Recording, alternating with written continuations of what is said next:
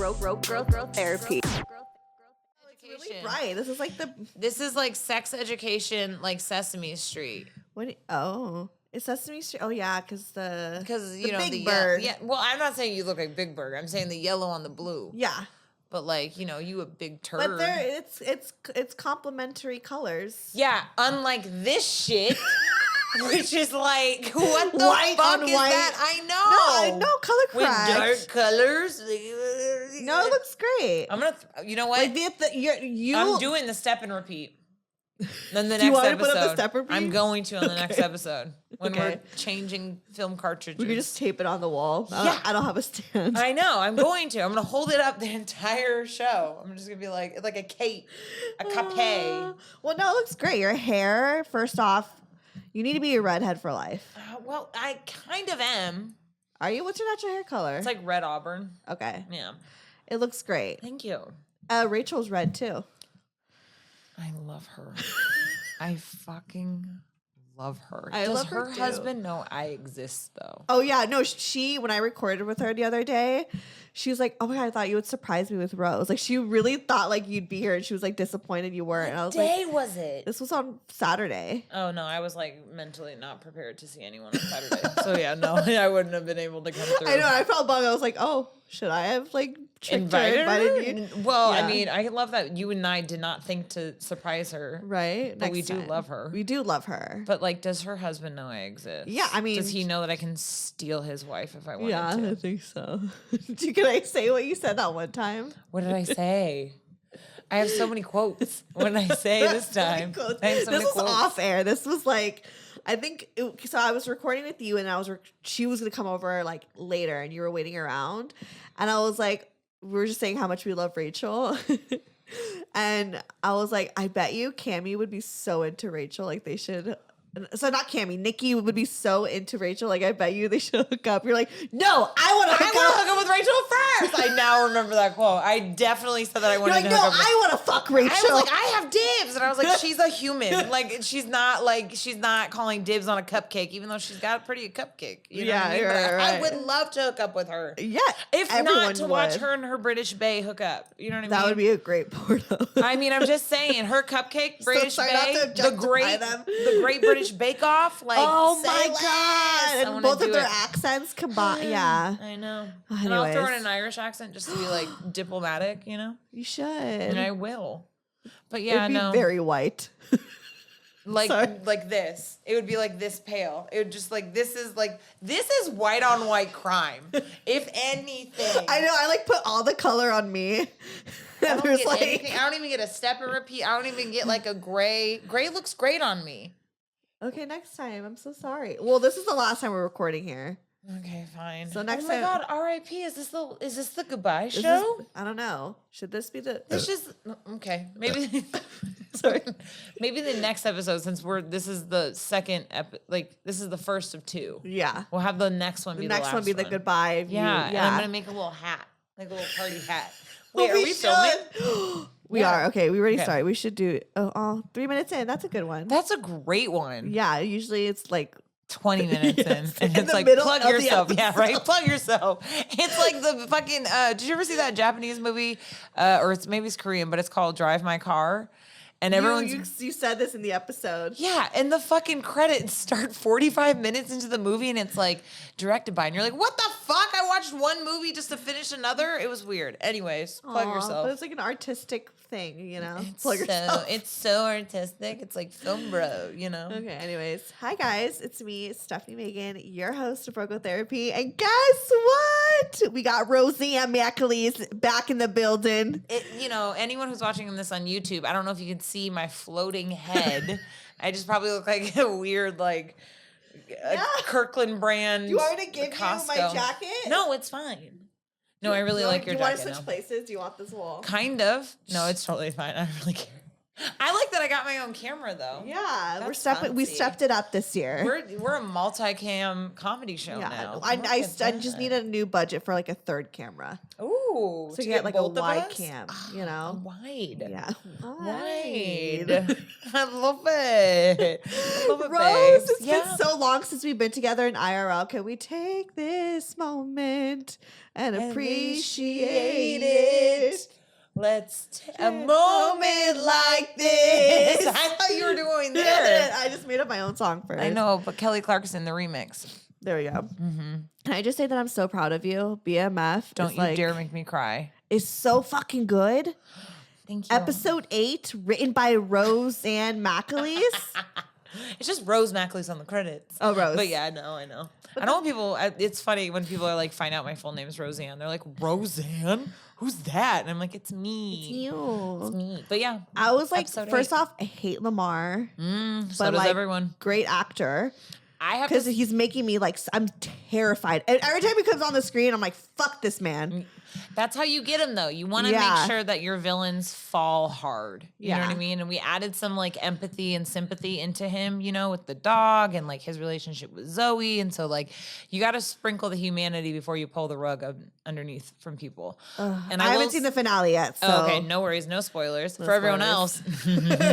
But one of the things that like is really funny is that like when people send you memes about the show and like you're like seeing it on Twitter and you're like, whoa, this is like a weird like cultural thing. Yeah. But the best meme I saw was Joe Goldberg is the only man who could take out Lamar. And I was like, literally? UMF, absolutely. 1,000%. He's the only one. Plus, the new season of You, I love, and no one's talking about it. I have to say, though, that ending, I thought this was the last season. Is this not the last season? I don't know. Was it supposed to be the last season? So if this was the last season, I hated that ending. If this was not the last season. I don't think this is the last season. Because I'm like, he gets away with everything. Oh, spoiler alert.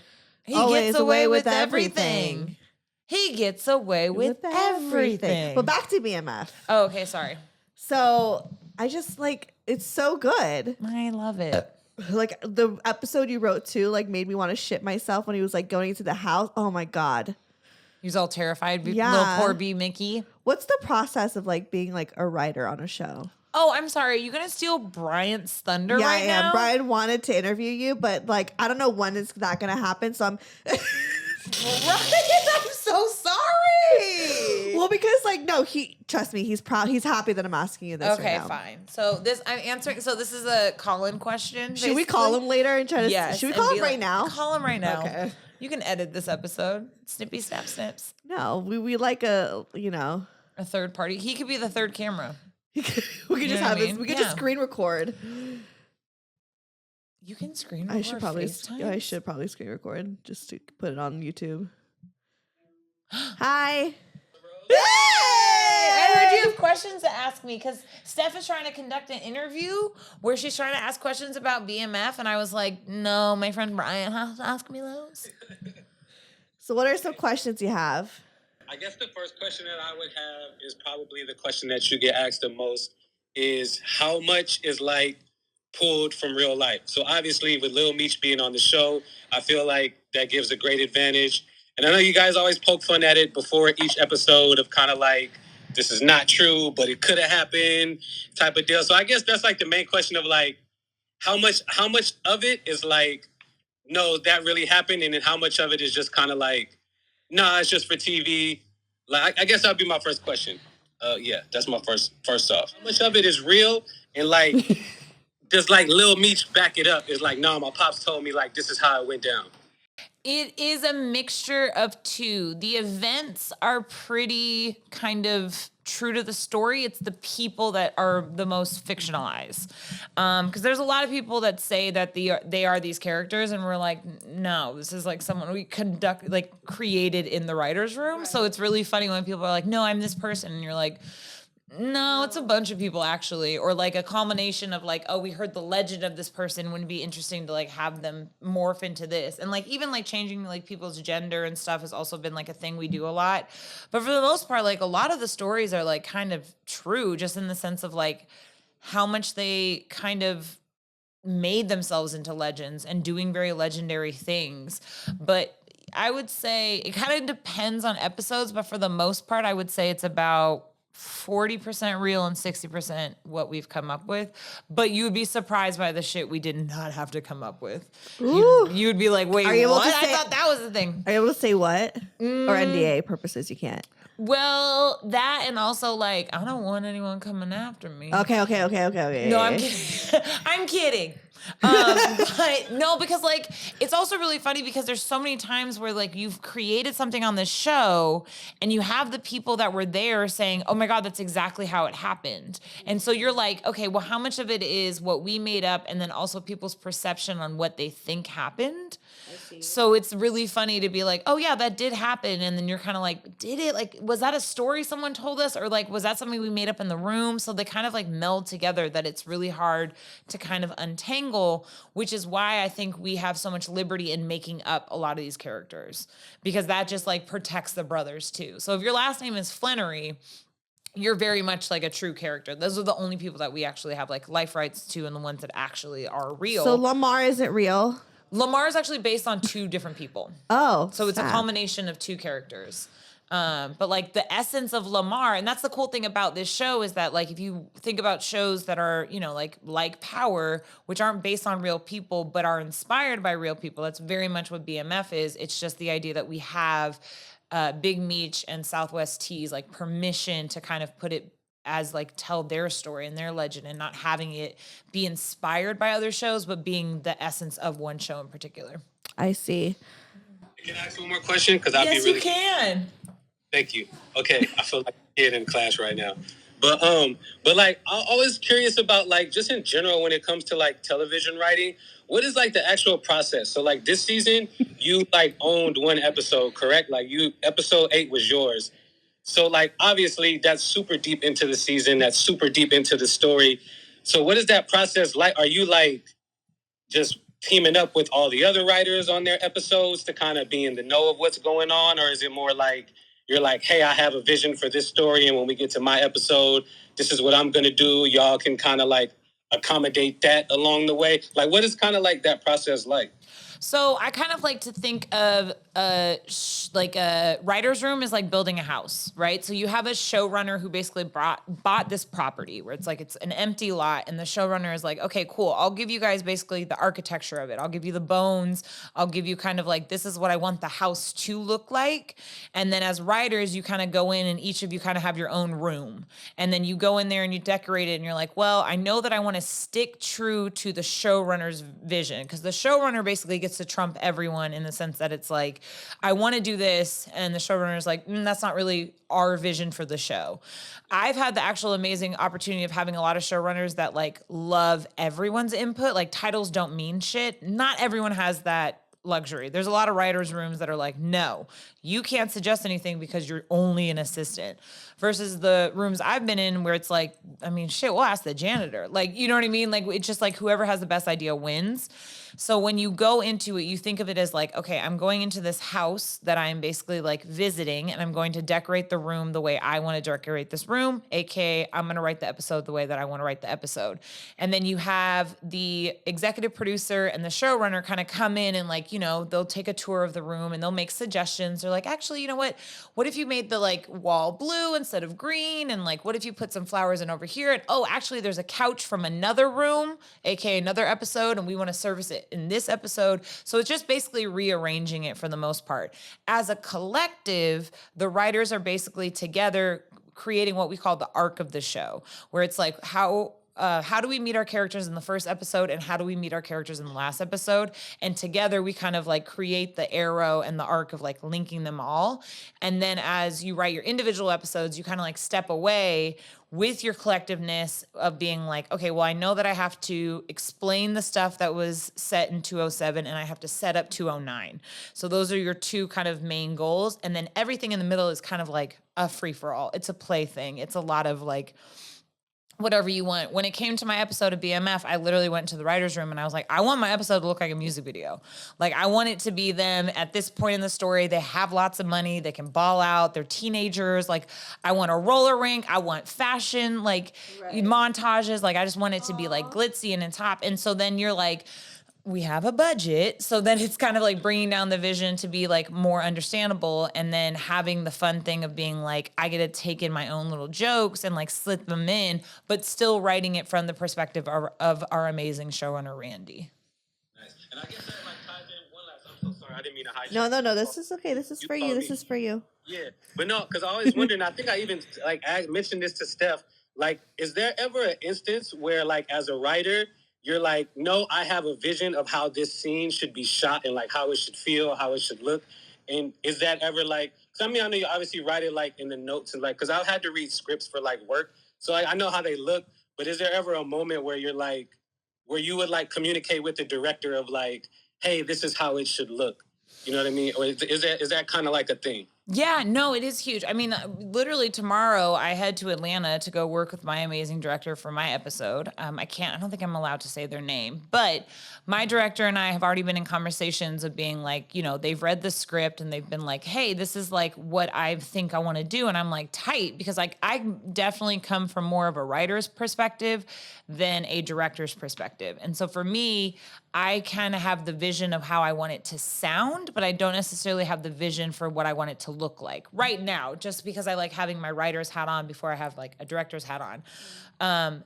But another analogy of it all is if you think of it as like a writer's room is a house, the directors are renting, they don't own the house. So a director is kind of just there to like basically kind of same thing, to sneak in their own little jokes, to sneak in their own vision. But for the most part, the show has like a vibe to it. Like it's very like royal tones. It's very bright. Like we have such a great DP and a great like cinematographer. Such a great shrooms trip watching it. I bet, because of all the purples and the hues and stuff, and how it's like, and it's so well lit on like all their like skin is glistening. And it's so 80s too. So 80s. So it was like just felt so like extra. Yeah. You know, like when I was on shrooms. And it's very like there's a texture to it and everything. Yeah. So you can have a director that comes in and like using those kind of fundamental blocks, create their own vision and put their own like spice in there. But for the most part, you're staying kind of true to how the rest of the show looks like. And that's my job as a writer and / producer, to like kind of guide my producer to like stay on it, but then also let them feel free to kind of express their own way of making this one episode in particular. But like, there are a lot of writers that I know that think as a director first, but for me personally, I'm just kind of like, let me get this dialogue out. And then I love working with a director and like sitting down with them and being like, how do you see it? Like, I had this suggestion. And the amount of times that you're kind of like, okay, well, I'll die for this problem, but like, I'll let this one go. And if you have a director that just like is dope, which I really love my director right now. We've like been texting and they just like trust you because they're like, look, you hired me because of my talent and I'm talented and I really like this script and that's why I want to do it. And so it's this kind of like cool like relationship and friendship where it's like you come together like morphin time. Yeah. That's so dope. I'm so interested. I'm so like fascinated just with all of it. Yeah.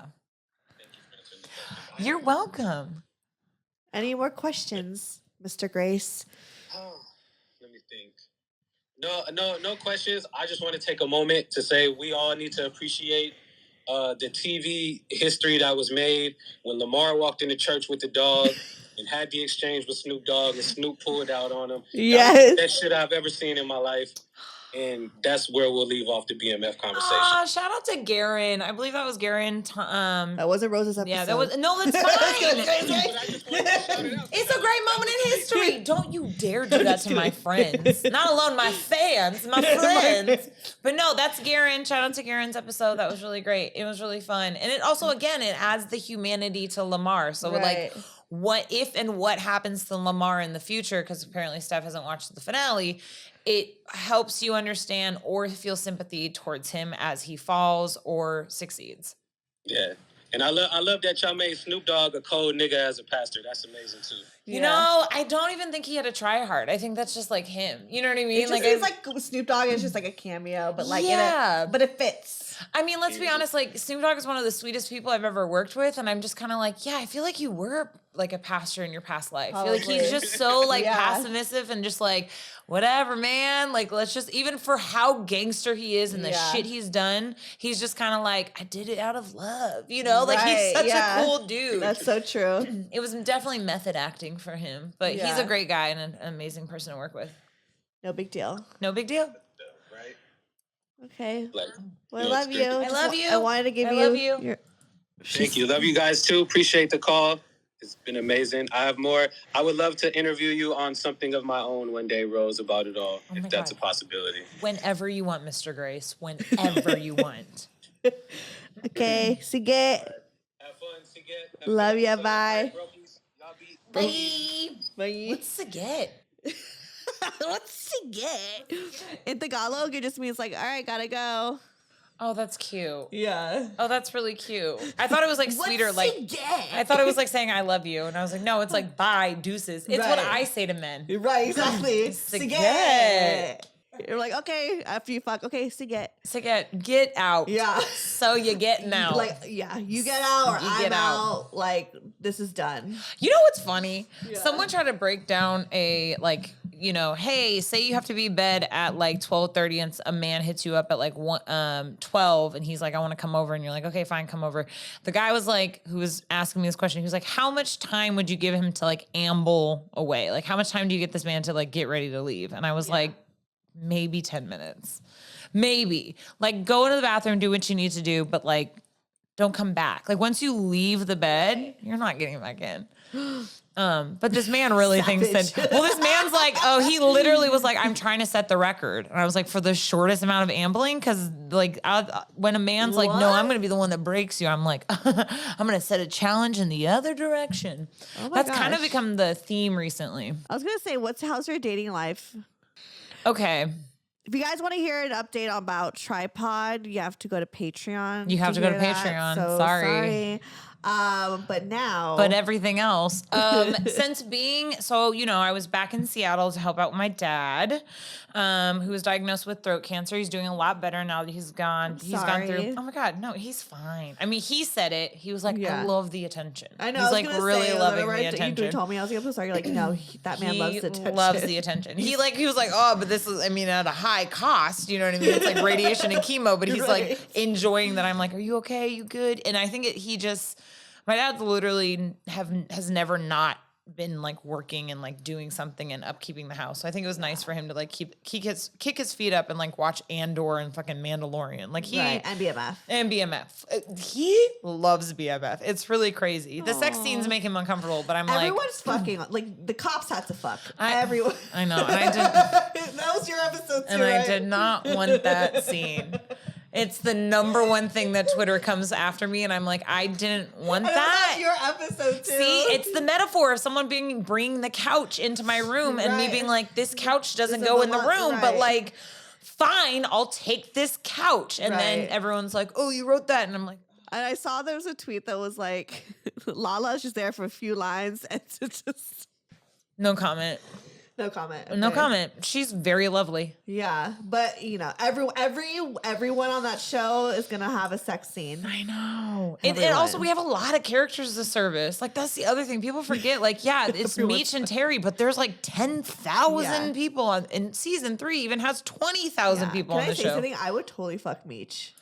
Okay. He is a young man. I think to me, he's, 21, 22. Oh, never mind. But like, I thought he was a little older. I'm totally fucking he's Meech. like he's a young gentleman. He's a kid. To me, he seems like a legal. kid. Yeah. He's 20 something. Yeah, he's 20 something. He's of age. Yeah. But like, there's just something about him where it's like, you know, when you mind. Yeah, he's very youthful and he's very like, you know, very soft spoken, very like not kind of like his dad's son, but there's just something about him that's like super charming and like gravitate. Like, it's like, oh, I get it. You're like being Big Meech. You know, he flashes that smile and it's just like, oh, but he's like he's very youthful and very childlike, you know? Yeah. So, and also to me, I'm like, oh God, no, ill, gross. Like, he's my coworker or whatever. Yeah. But yes, I understand I understand the sex appeal. I understand the sex appeal of Da Vinci too. Like, we have some very good looking people. Russell Hornsby. Who knew? He's a daddy. He's the dad. Oh, we got Brian a daddy energy. Oh, I know. Just the character, not the actual. I know, but like, I know. Poor Charles Flannery.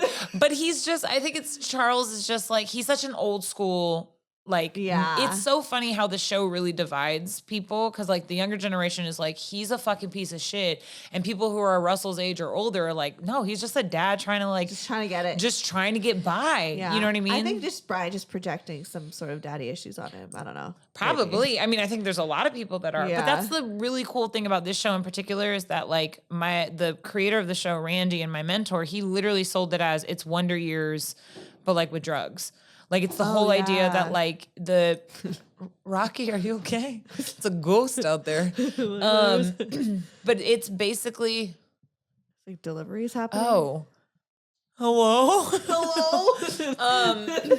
But the whole idea that it's like it's a family show that just happens to have this like twist and this new development. Yeah. And the idea that like it is a family show at the heart and like their parents were like married. Jeez, that just delivery. This delivery guy is like intense. It's really tense. The door is locked, right? Like, yeah, it's locked, but. And he just He's whistles. Oh my God. He whistles while he works. We're recording a podcast? You need like a red light. Well, no, because that could mean something else. What was the question? I don't know. But sorry. Russell's continue. great. He's a sweet man. Yeah. But yeah, it's just like, it's a show about family. And so you have to show those like family dynamics, which I think are the kind of funniest moments is because you see like Meech and Terry like wilding out in these streets and being like certified gangsters. And they come home and their mom and dad still are the two people that scare them the most. You know what I mean? It's just like such a huge thing. But yeah, the show's, it's great. I'm so proud of you. Thank you. We're about to go start. I mean, season 3 is filming right now. Yeah. And my episode, I'm leaving tomorrow, which is like crazy. Sorry to ask so many questions. I feel like, no, we're catching up. We're catching up. Yeah. But but the being okay. So I've been home in Seattle. Yes. And so I had the apps open when I was in Seattle, and like I was like matching with like a couple dudes, having like really good conversations, and then kind of like fell off. And I feel like halfway through, I was like, I don't know why I'm on these apps. Like I'm focused on my dad. Let me like not worry about them. But the amount of guys, maybe Seattle's just different than LA, but. My friend pointed out it was transplants. Like none of the dudes that I like matched with were from Seattle proper because I feel like I know those guys. Like anyone from Seattle, I'm like, we have at least 2 friends in common, or you went to a high school that I knew someone. So it's like very small.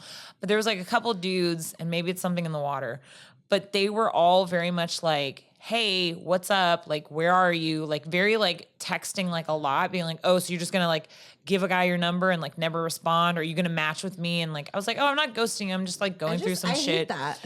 And then being like, okay, cool, I'll give you some time. And then a few days go by and then you just be like, hey, what's up? So like my go-to move was just being like, hey, my dad has cancer. And then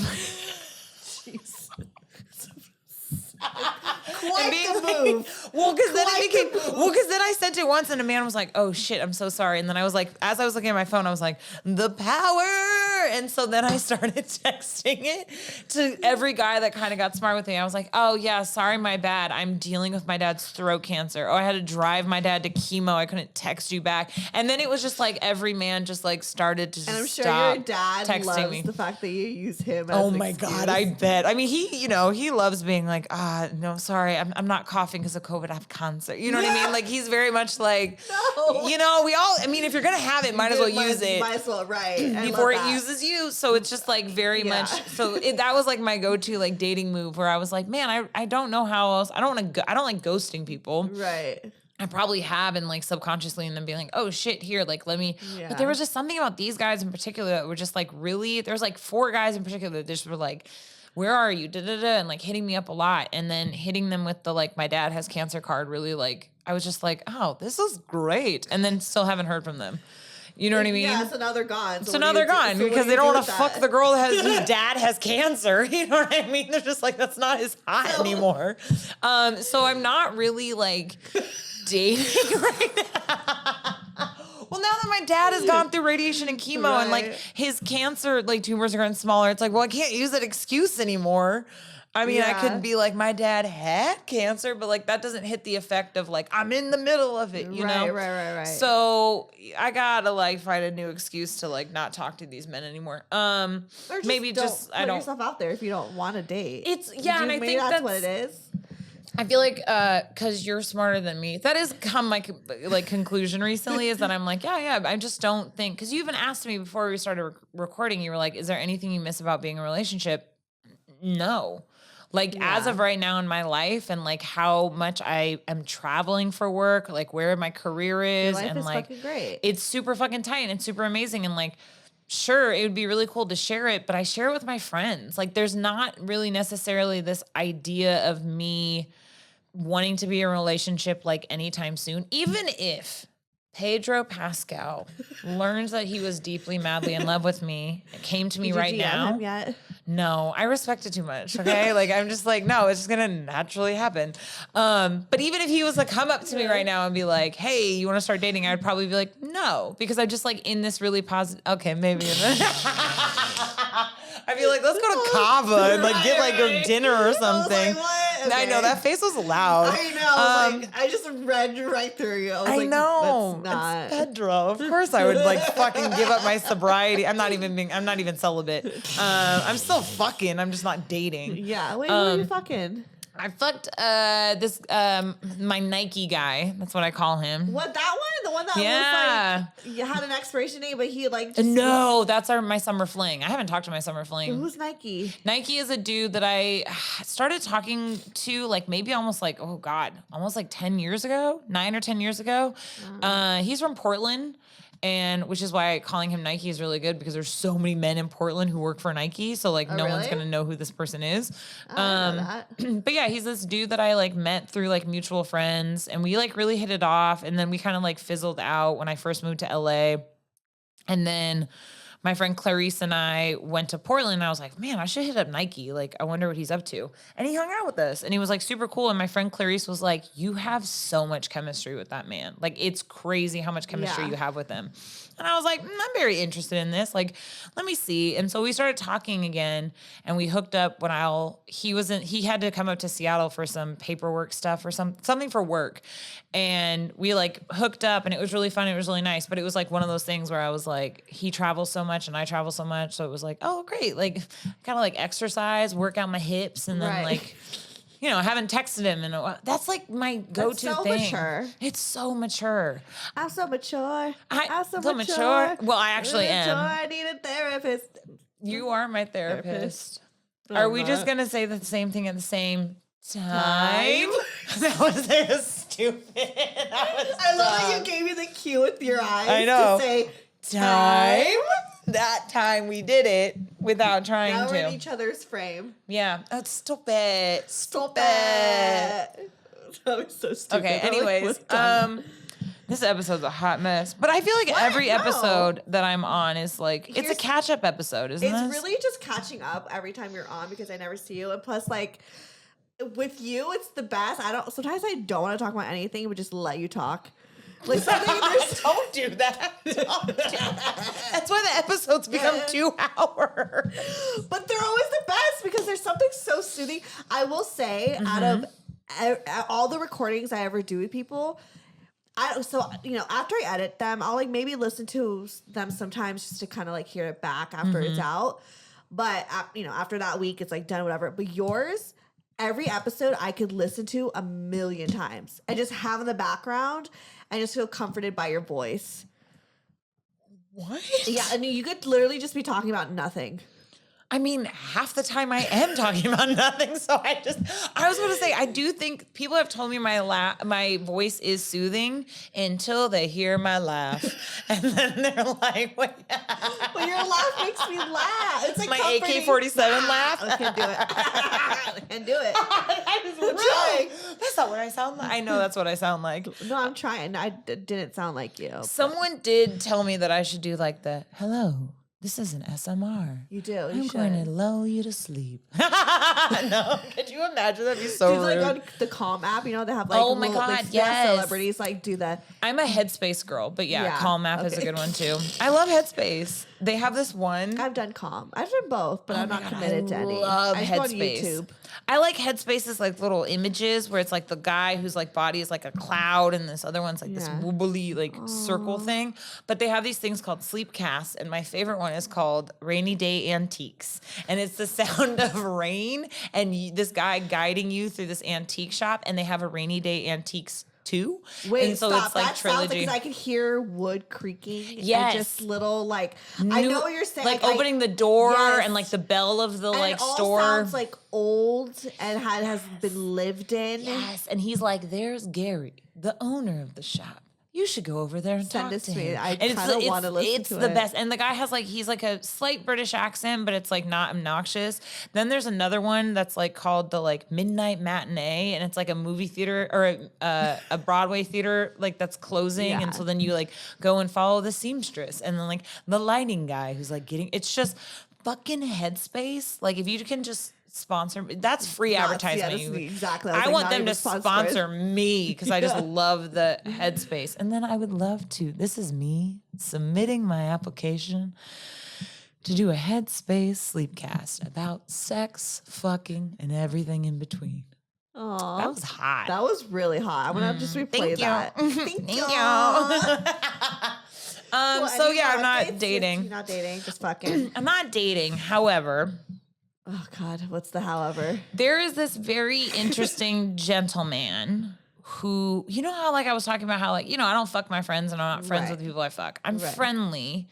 The dude, the engineer that I used to fuck that I actually wanted to come on the Yeah, we're podcast. supposed to have the engineer on the podcast. It No? got weird. He has this like girl, like his forever lover, right? Okay. Who I'm all about them being together. She moved out here. They're like things, but he'll like hit me up and be like, "Hey, do you want to hang out?" And I'm like, no, not tonight." And he's like, "Well, I'm hanging out with," and he says the girl's name. And I'm like, then why are you texting? Like, Right. I understand they have like this open relationship, but I'm like, I also don't want to be like the go in between. Right. That like when you're done with her, you come and hang come out. I'm just not an open relationship kind of girl. Right. Just if you're, if we're not monogamous, I don't need to know like who you're curling up with at night. Right. So the engineer, I've just kind of been like, no, that makes me feel weird, and I just don't want to. But that also has to do with this fact that there was 2 dudes that I was texting before I went back to Seattle that were LA guys, and this is like we've talked about this before, where they find out that I'm on the podcast, and there was this one guy in particular. We're gonna call him Bacon. So Bacon. Shout out to Bacon. Shout out to Bacon. Bacon and I were like texting, and he was all like, "Oh, I have these really great one-liners. Like, girls can't help me with these one-liners." And I'm like, "Okay, sure, fine, whatever. Like, what are some of them?" And he's like, "Well, I don't want you to tell. I don't want to tell you them because you're going to use them on the podcast." What? And I was like, "Wait, what?" And it was like weird where I was like, you do realize that like whenever I mention any guy on the podcast, like I do tell them in advance. Like I'm just Yeah. like, "Hey, I use the nickname.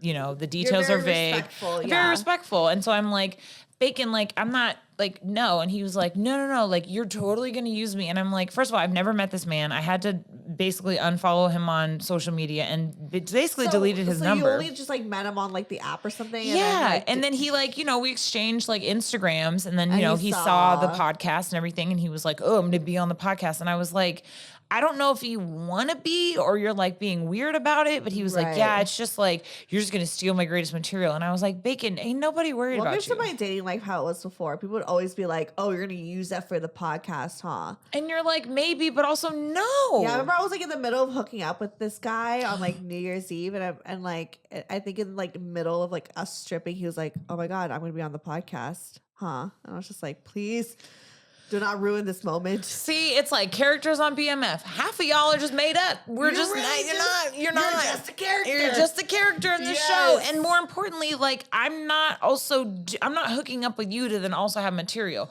The amount of men that that I've been with that I don't even talk about. Right. I only bring up the ones that I'm like, hey, this like person like is playing a very important role in my like life right now. Like Right. they're a very intense chapter or an intense paragraph. Like I want to share my existence, my experiences with them, Right. with you.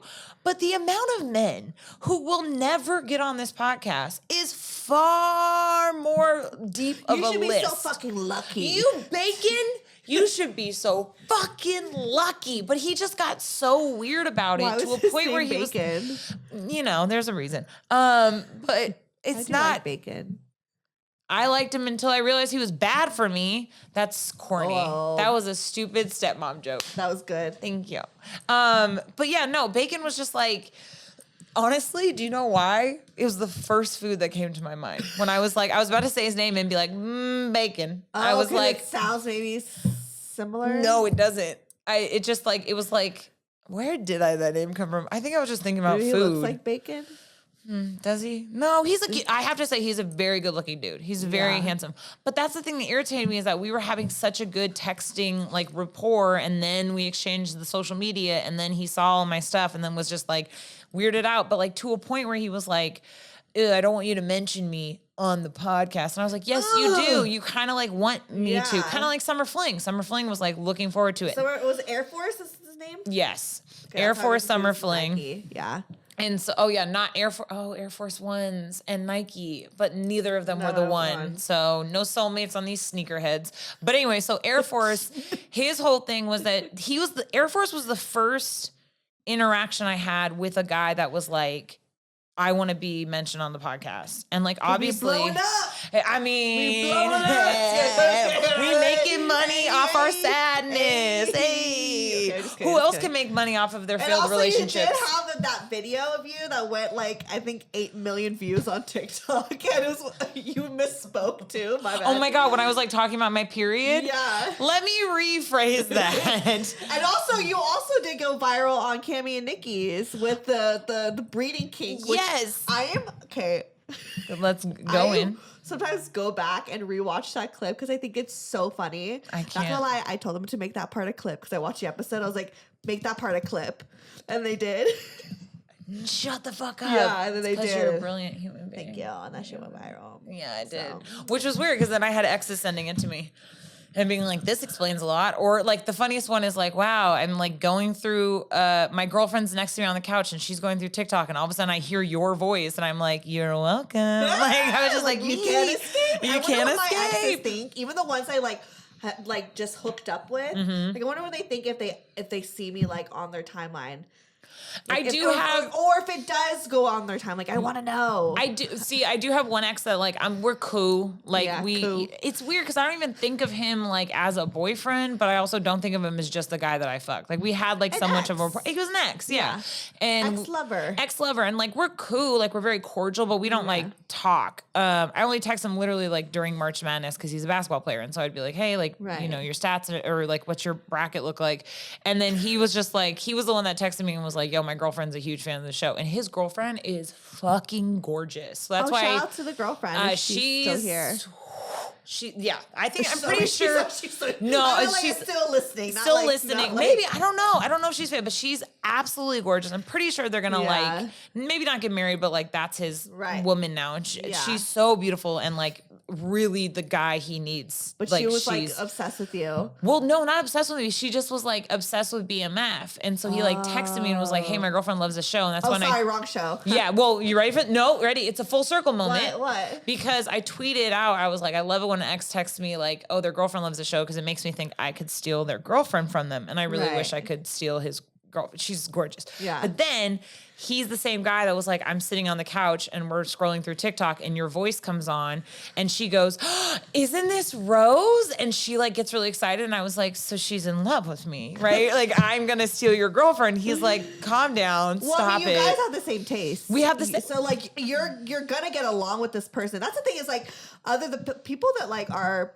men date, I'm sure we would actually be friends with. You know what I mean? Because the amount of times. Have the same interests. The amount of times that I have two feelings towards like a man, a girl who dates my ex. I think like, good luck, girl. Like my, you know, fucking, I tried to do my best. Like, good on you. And then the second one is, I wish I hadn't met you through the man that we both fucked because you're fucking cool and we could have been friends. And I'm like things because I also don't wish any of my ex. Well, I don't wish all my exes on women because they're just, you know, not good guys. But then they're good ones that I'm like, yes, end up with this really cool chick that I can then become friends with. So it's like from a far distance away. But yeah, it's this idea that like we both have something in common, and like, you know, me and him just were like, I mean, he doesn't even live in the same state as me. Like it just was like, you know, we would just like meet up and everything. But I just love that his girlfriend was like, oh my God, Rose was cool, and me being like. What? You're like, I like you too. I like you too. I'm like, I could care less about the guy that we both fucked at one point. You know what I mean? It's like, no, girl, like, let's be friends. Yeah. You want to have a slumber party kind of vibes, you know? Oh my God. Do you want to watch 10 Things I Hate About You and like, you know, prank call people? I love that. But yeah. I do miss like that, being like a girl. a teenage girl. And then, do you want to have a slumber party? No, I don't like slumber parties now. Bitch, then what the fuck are you talking about? I miss loving slumber parties back in the day. You get together with like girlfriends and you prank call and watch like rom-coms. Do you know what we do now? We go to Palm Springs. Do you know what I mean? Like we have bridal showers. Yes. And like bachelorette parties. Yes. That's an adult sleepover now. Literally. But then I get annoyed on those because I don't want to spend too much time with people. Do you know how many times I've called my mom and dad in the middle of the night at a sleepover and been like, come get me. I don't want to be here anymore. I used to be the opposite. I was like the bitch that always wanted to go on like sleepovers because I needed to leave to escape my fucking household. Oh yeah, that's true. But then I also have like huge anxiety where I'm like, I might want to escape my house, but like, come pick me up. Like I don't want to be here anymore. I want to be in my own bed. I still do that when I go on Palm Springs trips and I like call my mom and dad and I'm like, you guys raised me so well because these hoes don't know how to separate their trash. They don't know how to recycle. They don't know how to compost. But also, can you guys come pick me up? Like I'm in Palm Springs. No, I'm an adult now. I do love Palm Springs. I do love Palm Springs. You know, we've never been on a trip together ever. That's We've never been on a slumber party. I just asked you to have a slumber party. You literally said no because I don't want to sleep over. I mean, maybe if we could arrange something. I could sleep over. Well, okay. Should we go see JoJo at Moulin Rouge? Yeah. Okay. Same time. I missed you. I miss you too. Okay. Should we read an email? Yeah, let's read an email. I feel like we caught up on your life. Oh yeah, that's it. I'm not really. Oh well, I guess. What else? Were you done with your story? Well, okay. So you remember how I was saying I don't fuck my friends. I'm not friends with people that I fuck. Right? It's very rare, unless there's a lot of time in between. Like I just mentioned with the cool ex. That's what we'll call him. The cool ex is like we're cordial, but like Anyway, so another man friend has stepped into the arena and was like, I've really liked you. I've been wanting to like tell you this for a really long time because I think he heard my the last podcast about me saying about you dudes like I listen don't to the know. show. Girl is crazy. Thank you for tuning in. I know. Like way to change the demographic or whatever of who's listening. So he literally reached out to me. We're gonna call him Harry. So Harry and I were supposed to like meet up a few days ago. And he is famous for self-sabotaging, where he basically, I was like, we're supposed to meet at like, 8:30, hadn't heard from him. And so I hit him up on 10. He was like, oh, I didn't hear from you. So I just didn't think we are going to like see each other. And I was like, motherfucker, we made plans. So my thing right now, the reason I bring up all of this is like, Harry is my lesson of being like, I really don't think I should fuck my friends. Like that's like two dudes, quarterback and Harry, that have both kind of come out, said they had feelings for me. And then we're like, I'm going to try to have like a fucking fuck with Rose. And then both of them actually just want relationships with me. So they want a relationship with you? Mm-hmm. Both of them are like, not like girlfriend and boyfriend, but they just like want to see where this goes. Like Harry was like, he was like, I'm really excited for like me telling you how I feel, but I want to see where this goes. Like, I want to like not just have sex with you. I like want to go on dates with you. And how do you feel about that? I was like, no. How come? I think that's like where it gets messy, where I have noticed in my personal experience, it's where I misread the cues and they misread the cues. So it's kind of like when you bring in this aspect of I'm going to treat you like a friend or treat you like a girlfriend, then it's like kind of weird because I'm like, how do I act around you? You know what I mean? Like, I just don't know. I know that's like normally in my experiences when they catch feelings for me. And for me, it just helps to be like, oh, I'm setting this boundary where it's like, that's my boundary. It's like sex is something I really enjoy and like want to have with someone, but like bringing in this like dating and like going to the movies and like going to dinner and like meeting their friends, like that's an intimacy I'm still trying to like work out. Like that's just too much for me. I just think that you're just not interested in that like that. And it's like as simple as it is. Yeah, well. Right? Or do you like have feelings for them? Because if you actually like, because you're capable of that other type of intimacy and love and being in a relationship. Yeah, without the sex though. For me, it's really hard to have both exist, right? Because to me, when both exist, that's your boyfriend, right? Yeah.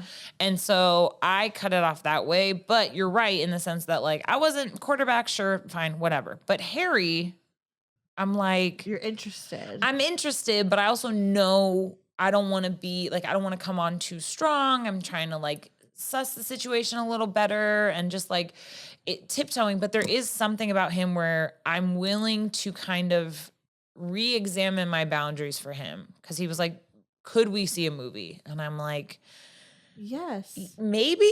I don't know. I still got to figure out my shit, but I feel like I don't know. maybe, There's something why about maybe. Again, I just think it's because it's too intimate to me. Like I go to the movies with like my friends, you know what I mean? But I don't fuck my friends. So it's like if we go to the movie, so do you fuck him? We haven't had sex yet. Okay. But so he was just simply like just friend zone, but you're like, you've been curious, it's just never really like got there. Yeah. Why not open like the I mean, but I'm like, what do I do? Like for me personally, I think I need to do the sex first to like set the precedent of being like, to me, like we can be friendly with each other, but like it has to be sex because, and this is not, I was like, because the idea of like what happened with Tripod. Because, and this isn't ruining, you should still watch or listen to the full episode on Patreon. But like the idea that he didn't want to have sex anymore, but he wanted to be my friend. And I was like, that's not fair because I want sex and I don't want to be your friend. So I tried to be his friend. Like I sacrificed what I wanted for what he wanted. And I was like, that's not fair. Let's just break it off. Right. But his whole thing was like, no, I really, really want to be your friend. And I'm like, well, one, you're a shitty friend because you're bad at texting, you're bad at communicating. And then two, that's not fair. Like you're getting out of it what you want, but I'm not getting out of it what I want. So when it comes to Harry, it's like this really interesting moment where I'm like, okay, maybe I'll come from it from the Tripod's perspective where it's like, maybe I want to like, me and Harry are already friends. But what if I went to a movie with him and like dated like a normal person and just like didn't fuck him on the first date or whatever? I don't know what that would look like and what that would mean because most of the time when that happens, that person becomes my boyfriend. I'm not saying that's going to be the case with Harry because I'm a new person. I'm not in my like teens. I'm not in my 20s, right. But that's how I used to correlate relationships. And so for me, that's why sex was so easy for me because I was like, oh, I just put you in the sex pile. You're the person I fuck. You're not the person I'm friends with. You're compartmentalizing. There you go. Ooh. I couldn't speak it. Compartmentalizing. Yep. Yes. Mm-hmm. It's like you're putting every like situation in a box, but don't do that. That's what I'm trying to say is like, what? Don't put them in a, like there's curiosity there. Let it all be available for whatever it's going to be. Yeah, well, that's not fun. Then I won't have any material for the podcast. You don't have great material. No, I know. You wouldn't be compartmentalizing like you usually do. You're putting every type of scenario into a box when it's like, this is a brand new person. It's going to bring in a brand new experience. You could just go on one day and be like, oh, actually, you're just my friend. Or, oh, actually, I just want to fuck. Or actually, whatever. But it's like, but don't be like scared to take that sort of step. If there is curiosity there, you may not even know what the fuck you want because I feel like you're trying to put it in a box right now. And but it's like, you don't have to. No, you're right. And the funny thing is, I don't think you use the word scared, which is really interesting because that's what I thought it was. It's like, oh, it's me. I'm being scared. I'm being like timid. But what I also think it is me trying to protect myself because of the fact that like, the way that Anthony and I ended. Out of what though? Protect yourself out of what? Fear? Protect myself out of just like not becoming so dependent on someone. I realize that when I'm in a relationship, you know this, I bury myself deep in that person. I disappear. My friends don't see me. I'm just kind of like. In the first phase of a relationship, you guys are not going to hear from Rose for a while. I'm in it. Okay, I'm in the sheets. Okay. I'm in the beds. I'm in the person. So I really think so. And then you get out of it and but it takes a while. Yeah. Right. And with Anthony, it was a shorter amount of time because it was long distance. So it was like when I was in LA, I could be in LA within my friends, but it was still this idea that like I had to. When you were with him, it was like my friends in Seattle just weren't seeing me, which wasn't fair. You know what I mean? Yeah. And so I feel like moving forward and being the like mature 30-year-old that I am, I'm trying to come at it at a better angle where it's like, I've had amazing sex. Like I've had great sex in my entire life. I had terrible sex, but I've had a lot of really good sex. As I'm getting older, I'm trying to see if I you know, my younger self being like, just have sex, fuck their feelings, is kind of fading away.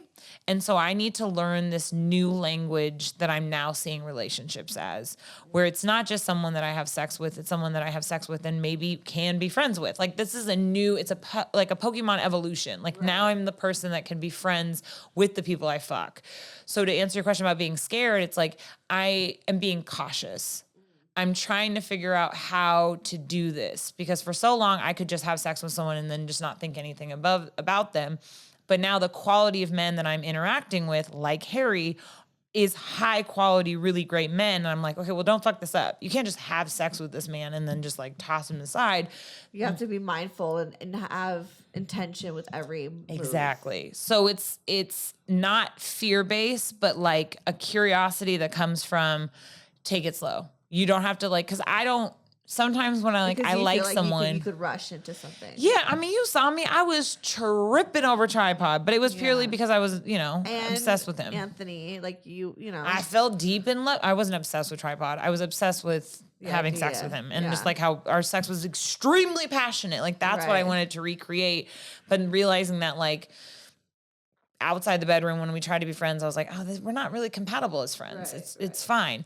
But and same thing with Anthony. Anthony and I were like, you know, a one night stand that lasted 3.5 years. Yeah. You know what I mean? And so like when I find that person, I die. When it's the guys that I really like, I don't know how to like act. You're a water sign.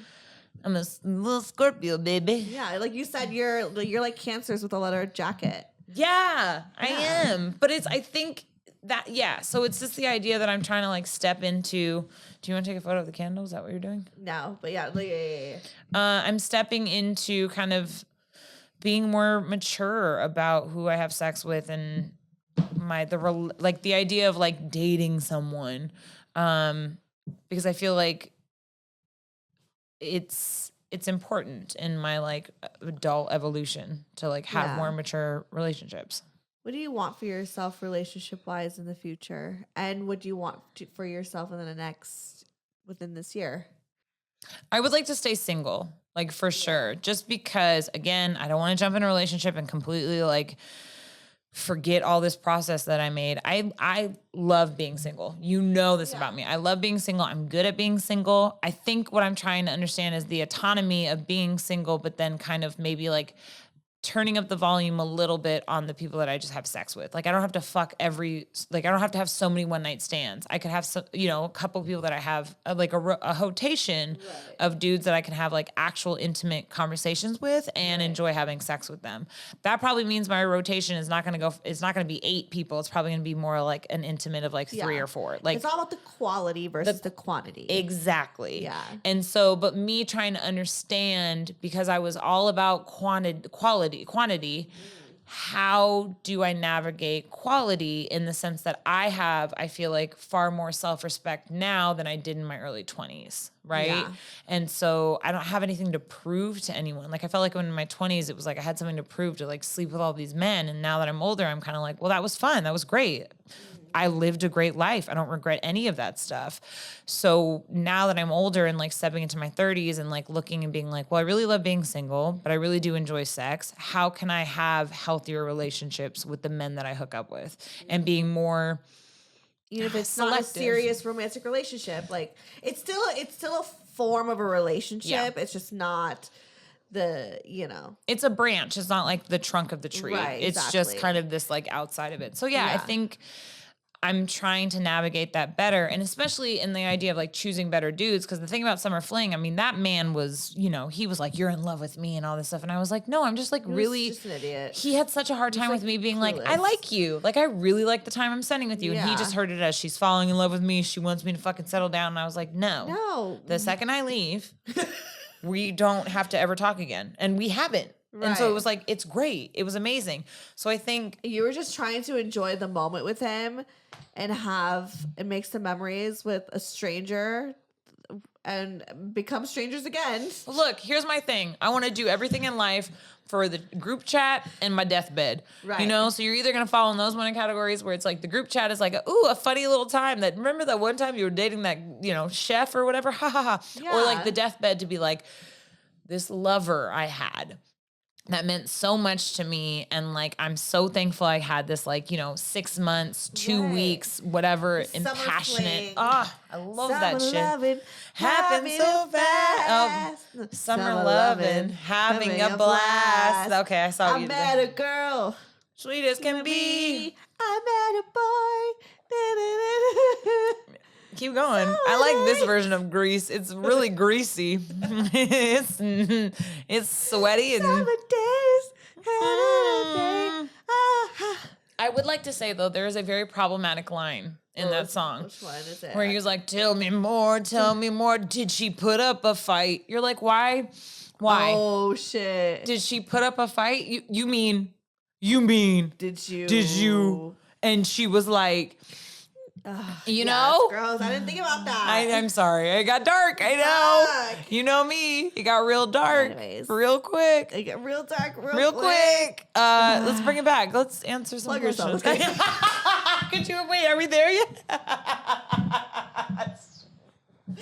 Plug yourselves. That never gets old. Never. Do you know this It's podcast? So funny. It's But so only funny funny. when you say it. Plug yourself. Plug It's just, yourself. but you did it there and it was flawless. But okay, so there's this TikTok or like podcast that I'm obsessed with called Shits and Giggles, and it's these two British dudes that are just friends. Right. And they just like read tweets and like react, and they have such like a I really think that you and me would meet these guys and be like, we're friends. Right. But they have like this kind of The thing. rain. Welcome to Rain Day Antiques. But they have that kind of like thing where they also Yeah. have like these little phrases for each other. That's just like a weird plot. Shout out to those guys. I feel like not that I feel like we have time for this, but one day we should do a pop culture podcast. Imagine how fucking great if we had just a show to talk about pop culture and current events. It would be so funny to just chisme about fucking celebrities. Can we? Like, are you Team Selena or Team Selena. Haley? Nope, there is no other. It's just Selena. There is. I don't know what you're talking about. I've. That's it. You know what I mean? There is no Yeah. other team. Maybe one day. if you It's feel just like no. it. We're doing it right now. It's Selena. It's That's Selena. it. Anything for Selena's. Anything for her. Yes. But like, homie, girl, you need to calm But down. here's my take. I mean, Tell me I'm Team your- Selena. Don't get me wrong, Team Selena all the way. Let's see until you finish the sentence. I just think it's the internet that's a bully. Oh no, absolutely. Yeah, It's like no. I feel like people are dissecting way too fucking much. That I'm like, y'all are so bored. Yes, I do think though there is an inkling and a kernel of truth. There is a For little sure. bit, 1,000%. But I don't think is it like that's why I'm Team Selena, if only because I think Selena's like, no, Yeah, I'm too busy on fucking Rare Beauty making a, which is honestly an amazing like makeup brand. I'm wearing their Infoglow right now. It's so I good. love it. It's like actually Love it. good quality. Yes. And like what I love about that brand is like, yeah, Selena's the face of it, but it's not so narcissistic of like a company versus like Kylie, where it's like so fucking Kylie that, Damn. and that's why Kylie Cosmetics is not doing well. It's because like she's not as like relevant. She has to keep to be relevant in order to sell. But Yeah. Rare Beauty is like, it's actually like a good quality makeup brand that like if Selena Gomez was even on it, I'd fucking buy that product. And that the fact that she made her packaging easily accessible. She has lupus. Exactly. For saw so that many TikTok? people, I did see that. I also watched her documentary because she's also bipolar. Yes. And I just like loved that Do you guys have documentary. the same? Yes, we're the same. It's the one that's Yeah. like triggered by stress and everything versus like 1 and 2. But yeah, so Yeah. her like it was just so amazing to like see her talk about that and all that, And her Rare yeah. Beauty is like you said, it's like she's celebrating like, Latino women and like women of all shapes and Yeah. sizes, and like the fact that her packaging is easy for everyone to open, and like she thinks of so many people in mind that I'm like, it's great. That's why I think like there's always that thing where it's like she's doing good in the world, but the other girl's not. And I'm not saying any shade to that girl because the other thing about Haley, that's her name. Okay. Haley, that girl's a Nepo baby. So she was raised in this life her entire. So I don't think like I'm always interested by Nepo babies because then I'm like, what is reality to you? Yeah, like what how do you know, like what do you think of the working class? Like you've never had to really do that. You've never had to have a summer job at Abercrombie and Fitch. Like you've never had to work at the hot dog. You couldn't even make it at Abercrombie and Fitch if you weren't a skinny white girl. Exactly. Even if you made it at Abercrombie and Fitch, it's fucking You've privilege. made it. Yeah. I obviously applied and didn't get it. No, really? I applied for Hollister Abercrombie and Fitch back in the day. Yeah. But I'm not the beauty standard for that. Even though I was really tiny, like I mean, I was very skinny back in the day. Yeah. But like still, I was brown. I wasn't like the white hot like that. That documentary was great. But that's why I also really love because I feel like if anyone who had to rebrand so quickly, so fast, and under the radar, Abercrombie and Fitch, man, that's all like their jeans are fucking amazing. Their rebrand is so good. Abercrombie. I love their stuff. This the fucking shit. It's so like they've come back and they're like, hey, sorry. And I'm like, sorry, we sucked back in the day. And you're like, great. Well, you have jeans in size 36, so don't mind if I do. It's just, and it's also like one of those ones where I don't have to feel like, hey, can you get those in the back? They're on the rack, which is super tight. Right. But like in the sense of like Haley, like you've never had to like think about these things. Like Selena Gomez, like, yeah, she started as like a child actor, but she still had like somewhat of a normal childhood and like still went to school. But like, so that's why I'm always like rooting for her. Like every normal person fucking out there. And Hailey Bieber is like, girl. It's for Haley, I'm just like, I don't know what, I don't, what literally I was just all that. I'm just like, I don't know. But, I mean, she's fine. It would I mean, honestly, I feel like being a celebrity's kid is like, that just sucks. Like not in the, like, I'm not saying it's hard. I'm just saying, fucking, it must be a lot to deal with, like mentally. Sure. Oh, 1,000%. Can't do it. I'm already dealing with my immigrant parents. Imagine if your parents are celebrities that are on the news and shit. Could you imagine? My God. If there was press about my parents. Oh my God. And you know there's already press in the community because like there's nothing more tighter than like the fucking community of being like your aunties being like, I heard you're single. And you're like, what the fuck? Who told you that? Or like people fucking gossip within the community. And then like you hear someone being like, they don't sleep in the bed anymore. That's why the neighbor's cousins are no longer dating. And you're just like, what the fuck? Why do you know all this shit? But it's not on the internet. No, it's not. It's only in like the secret houses. I was about to say you have that one auntie that's like on Facebook all the time being like, COVID's fake. And you're just like, calm down, you know? Yeah. Anyways, plug yourself. I'm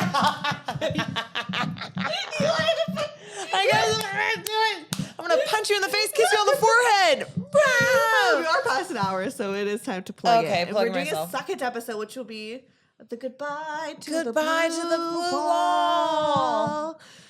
Anyways, plug yourself. You can find me at Rose_Eddystone on Instagram and Twitter. I do have a TikTok, but I never use it. Or you can find me, as always, on the new blog on theblock.com. I love you. Plug yourself. Follow me, Stefanie Maegan, or go to brocotherapy.com. All that shit is there. And subscribe to my Patreon. There are candles now. You'll hear more Rose on there. Okay, bye. Bye. Bro Therapy.